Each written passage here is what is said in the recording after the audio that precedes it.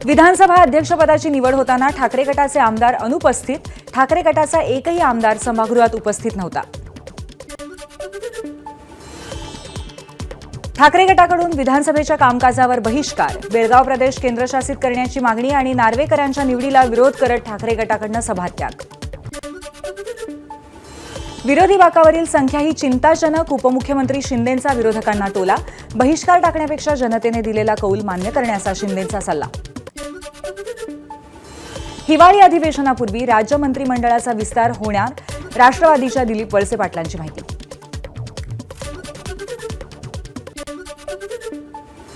शिवसेना आमदारांची आज दुपारी महत्त्वाची बैठक, उपमुख्यमंत्री एकनाथ शिंदे करणार आमदारांना मार्गदर्शन।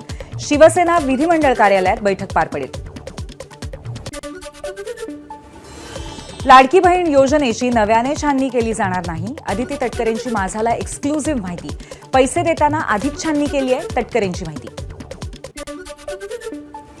महायुतीने लाडकी बहीण योजनेचा चुकीच्या पद्धतीने फायदा करून घेतला, कोणतीही शहानिशा न करता 1,500 दिले, पैसे वाटप करताना नियम आणि निकष आठवले नाहीत का? संजय राऊतांचा महायुती सरकारला सवाल।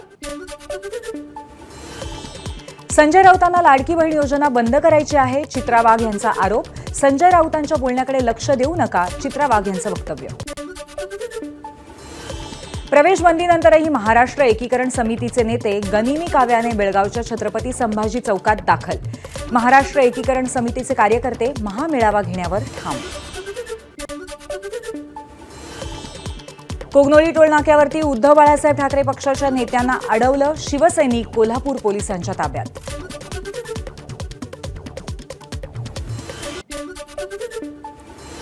राजकारण न करता सीमा प्रश्न सोडवण्यासाठी उद्धव ठाकरे मदत करतील अशी अपेक्षा, सुधीर मुनगंटीवारांचं वक्तव्य। तर सीमा प्रश्न काँग्रेसनं निर्माण केलाय, मुनगंटीवारांची टीका।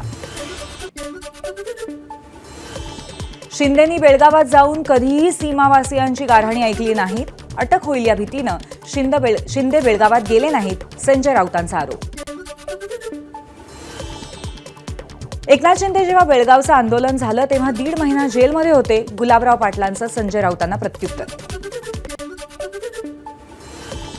दोन पक्षांमध्ये एखाद्या मुद्द्यावरनं मतभेद होऊ शकतात, त्यामुळे लगेच आघाडीतून बाहेर पडण्याचा निर्णय घेणं योग्य नाही, अबू आझमींच्या भूमिकेवर रोहित पवारांची प्रतिक्रिया।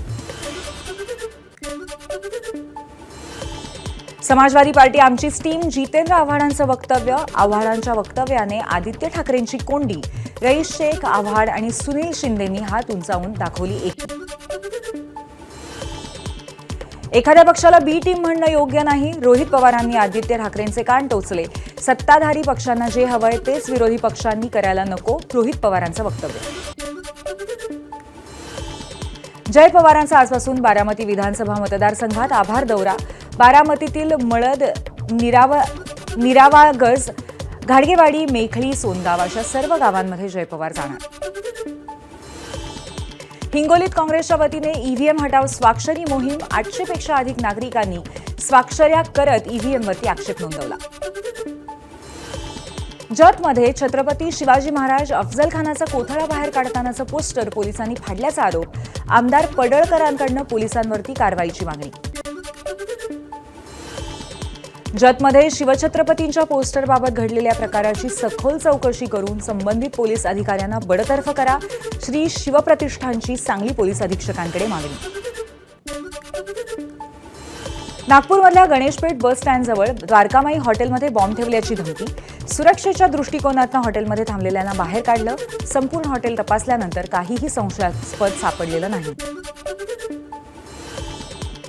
बिग बॉस फेम सूरज चव्हाणनं घेतली उपमुख्यमंत्री अजित पवारांची भेट, पुढील 9 महिन्यात सूरजचं घर पूर्ण होईल, अजित पवारांचं आश्वासन। भंडारा आणि चंद्रपूर जिल्ह्याला जोडणाऱ्या आंतरजिल्हा मार्गावरील पुलाचं 6 वर्षात केवळ 7च पिलर उभारले गेले, 137.39 कोटींच्या पुलाचं बांधकाम रखडलं। मुंबईच्या मागील 9 वर्षातल्या सर्वात नीचांकी तापमानाची नोंद, मुंबईमध्ये सांताक्रूज केंद्रावरती तापमान 13.7 अंश सेल्सिअस वर।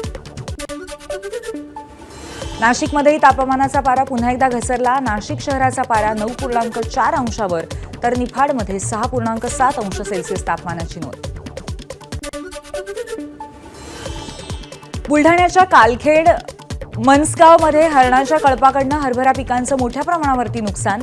अनेकदा तक्रार करूनही वन विभाग हरणांचा बंदोबस्त करत नसल्यामुळे शेतकरी आंदोलनाच्या पवित्र्यात. एबीपी माझा, उघडा डोळे बघा नीट.